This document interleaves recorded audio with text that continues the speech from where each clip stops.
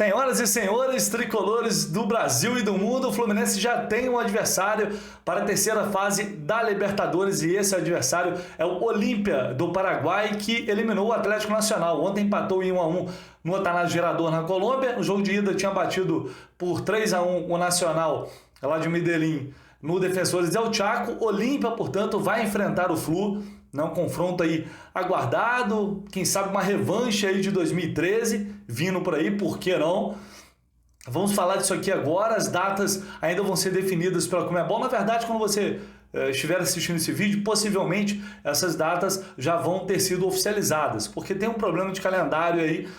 O Olímpia tem um jogo no domingo contra o Taquari pelo Campeonato Paraguaio. Então teria que jogar na quarta-feira, terça-feira não tem como. Só que o SBT, que tem direito de transmissão, geralmente transmite na terça-feira. Então tem que haver um acordo aí, isso tem que ser ajustado. Talvez quando você já estiver assistindo esse vídeo, a notícia vai ter saído, eu já vou ter colocado lá no Twitter e depois vou também atualizar aqui no canal do Lessa. Vamos projetar esse confronto aí na próxima fase da Libertadores e também falar de um assunto que parece piada, mas não é. Tava demorando, né? O TJD dá o ar da graça.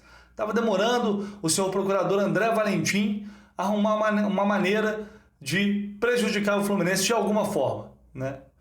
Tarda, mas não falha.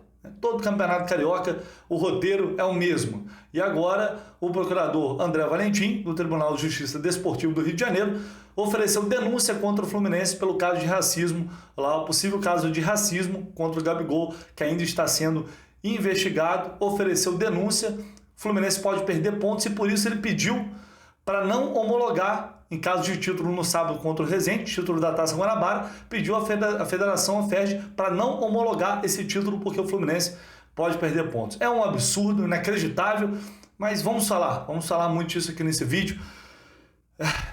Impressionante, a gente tem que todo campeonato é a mesma coisa, é cansativo, cara, mas vamos lá. Galera, antes de seguir aqui, deixa o seu like, por favor, é muito importante aqui para o canal, para o vídeo, ajude a divulgar, compartilhe aí nos grupos de WhatsApp, com a família, com os amigos, se inscreva no canal se você não é inscrito. Sou o Vitor Lessa, repórter do Fluminense nas rádios Globo CBN, aqui no YouTube, o único da mídia independente falando só de Fluminense, tem sempre informação exclusiva aqui, opinião, então ative as notificações que aí você não fica por dentro de tudo e não perde nada, beleza? Vamos lá, começando pela parte boa, que é a Libertadores. O Fluminense vai enfrentar o Olímpia. E você pode me perguntar, é mais fácil ou não do que enfrentar o Atlético Nacional da Colômbia? Bom, o primeiro jogo eu não consegui ver muito bem. O segundo eu já vi com um pouco mais de atenção.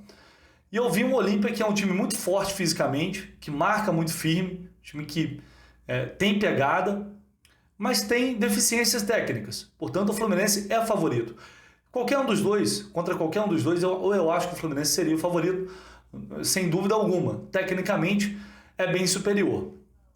Mas o Olímpia tem uma maneira de jogar que eu acho que pode dificultar bastante o Fluminense. É claro que até terça-feira a gente vai falar muito sobre isso, vai ter muita coisa para a gente debater, mas vai ser um teste mais complicado, talvez o mais complicado da temporada, porque é uma equipe que às vezes se retrai, marca atrás, e é difícil de você furar esse bloqueio. E criatividade não vem sendo um dos principais méritos aí ou característica do time titular do técnico Abel Braga. É justamente esse um dos problemas que a gente vem apontando dentro dessa sequência espetacular aí de 10 vitórias consecutivas.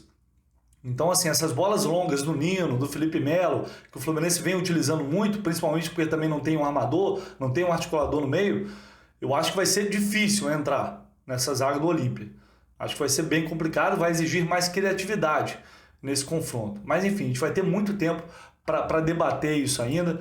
O meu amigo Marcelo Neves, lá do Jornal Globo, já trouxe aqui uma análise, um panorama geral do que esperar desse Olímpia também. A gente vai lembrar que ano passado o Olímpia foi goleado pelo Flamengo 2 vezes, 4-1, 5-1, se eu não estou enganado. Daquele time tem 7 jogadores, 7 titulares ainda que estão na equipe, e aí você pode dizer, isso é um excelente sinal, então, continua a mesma porcaria. Não necessariamente, né? São situações bem diferentes. Agora o Olímpia já tem um novo treinador, né? Não é mais, não joga daquela maneira, e claro que de um ano para outro muita coisa muda, inclusive a postura da própria equipe. Nesse momento está na 5ª posição do Campeonato Paraguaio, tem 5 pontos, tem um jogo a menos também. O líder é o Cerro Porteño, inclusive que o Fluminense na Libertadores do ano passado eliminou, né? E tem como destaque isso aí, o Derlis Gonzalez, que jogou no Santos há pouco tempo, jogador que tem rodagem, passagem para o futebol europeu, muito experiente, foi bem contra o Atlético Nacional, um jogador de ataque que incomoda muito, né? Um jogador que tem que ter atenção. O Fernando Cardoso, que é um meio-campo, que já marcou 3 gols nessa Libertadores, um nome para ficar atento. E também o nosso bravo Guilherme Paiva, que é um atacante também que chama a atenção nesse time do Olímpia. Então, assim, eu acho que a gente tem que esquecer o que foi os confrontos contra o Flamengo ano passado. É outra realidade, né? O Fluminense vai pegar um time tradicional pela frente. Não tem uma grande equipe, tecnicamente não é bom, mas é um time muito tradicional. E às vezes isso na Libertadores tem um peso, porque é uma equipe que está sempre jogando a competição, está acostumado a jogar a competição, então tem que ter muita atenção. A gente vai falar muito disso ainda, quem sabe a revanche aí de 2013, quem sabe por que não, né? Mas enfim, é um adversário que jogando, que se o Fluminense render o que tem condições de render, se os jogadores estiverem focados como estão mostrando que estão focados, né, e conseguirem desenvolver o futebol que eles têm capacidade de desenvolver e de apresentar, o Fluminense é favorito. Não há nada de se assustar no time do Olímpia. Mas daí você pode me perguntar, você acha que vai ser um confronto fácil? Não, muito pelo contrário. Acho que vai ser serão 2 jogos difíceis, mas o Fluminense tem totais capacidades de avançar para a fase de grupos da Libertadores, que é a última fase agora, né? Bom, galera, então é isso.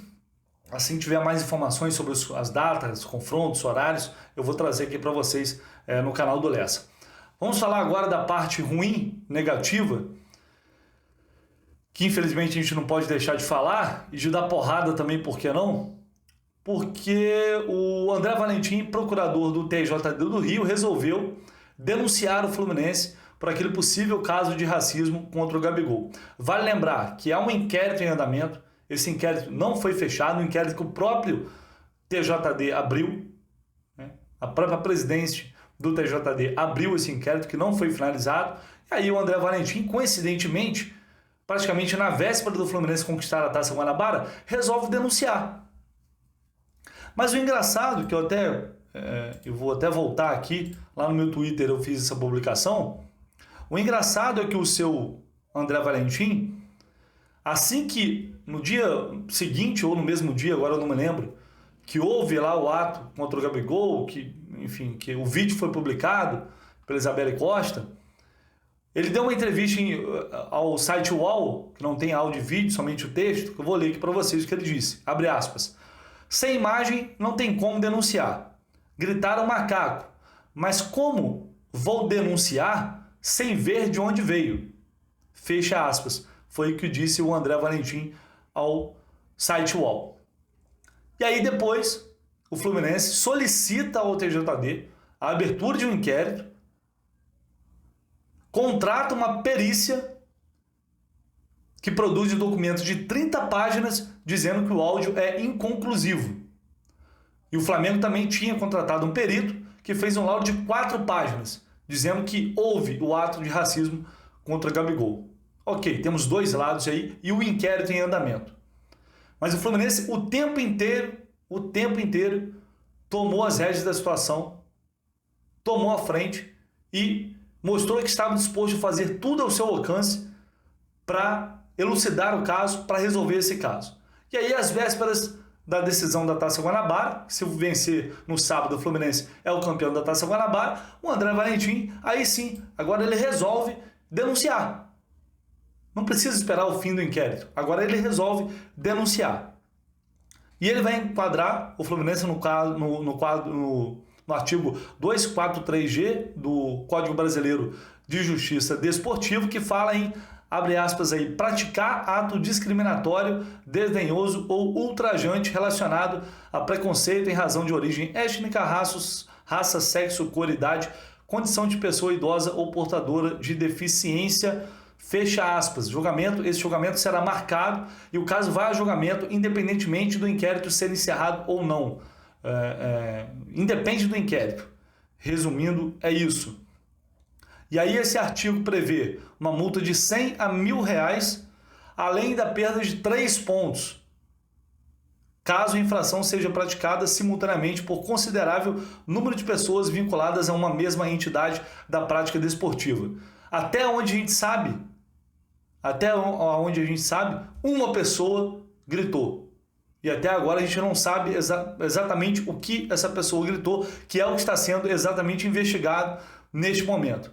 E aí o Valentim, não satisfeito, entrou com um pedido de uma medida cautelar para que a federação não entregue o troféu da Taça Guanabara ao Fluminense se ele for conquistado, se o Fluminense vencer o jogo, e também não faça a homologação daquele resultado do Fla-Flu que o Fluminense venceu por 1-0, porque o Fluminense pode perder, portanto, 3 pontos de acordo com esse artigo do TJD.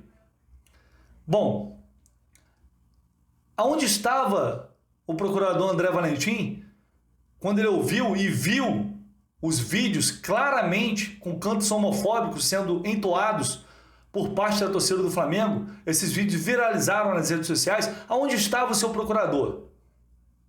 Gostaria de saber. A perícia que o Fluminense contratou, elaborando um laudo com 30 páginas, pouco se falou disso na imprensa. Ou quase nada. Pouco se falou. Não teve 10% da repercussão que teve antes. A minha opinião é que isso não vai dar em nada. O Fluminense não creio que o Fluminense vai perder 3 pontos. Não faz sentido isso. O próprio artigo fala. Para mim não faz sentido. Mas tem que aparecer. Tem que fazer alguma coisa para tumultuar o ambiente, para arrumar um problema.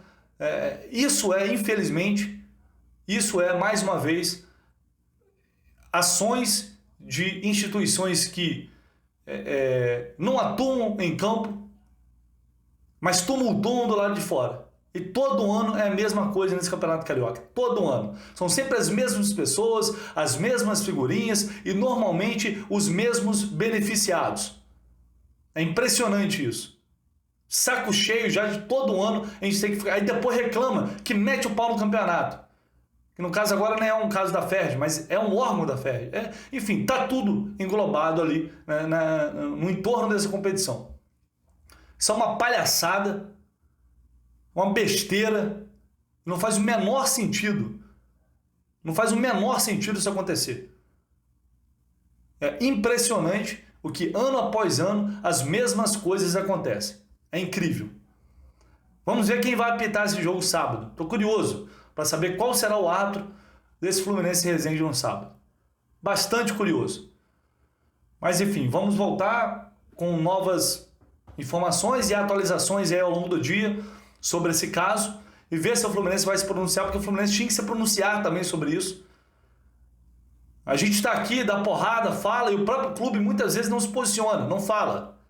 O Fluminense tem que também se posicionar sobre isso. Todo ano é a mesma coisa. Enfim, assim que a gente tiver alguma novidade, é claro que eu vou voltar aqui no canal do Lessa e atualizar essas informações para vocês. Beleza, pessoal? Fiquem ligados aí. E o like, hein? Esquece não, dá o like aí, dá uma força e se inscreve no canal, que é muito importante. Conto sempre com vocês. Um abraço, até mais.